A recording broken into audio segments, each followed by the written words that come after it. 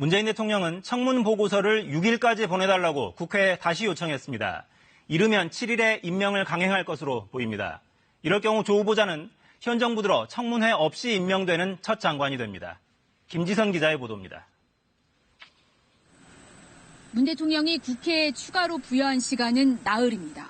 순방 중인 문 대통령은 조국 후보자 등 인사청문 대상자 6명에 대한 청문 보고서를 6일까지 보내달라고 국회에 다시 요청했습니다.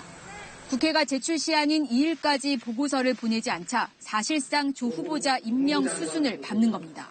동남아 3개국을 순방 중인 문재인 대통령은 9월 6일 귀국해 이들 후보자들에 대한 임명 여부를 결정할 예정입니다.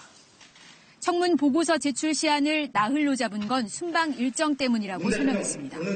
당초 사흘로 하려 했지만 이럴 경우 6일에 임명 여부를 결정하게 되는데 문 대통령이 6일 저녁에 귀국하는 만큼 보고서를 다 보고 결정하기 위해 나흘로 정했다는 겁니다.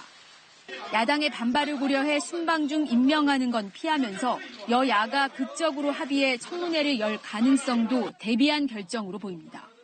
국회가 6일까지도 보고서를 보내지 않으면 문 대통령은 이르면 7일 조 후보자 등을 임명할 것으로 보입니다. 청와대 고위 관계자는 조 후보자에 대한 청와대 입장은 변함이 없다고 밝혔습니다. 기자 간담회에서 대부분의 의혹이 해소됐고 조 후보자가 법무부 장관 업무를 수행하는데 결격 사유가 없다고 판단하고 있다는 겁니다.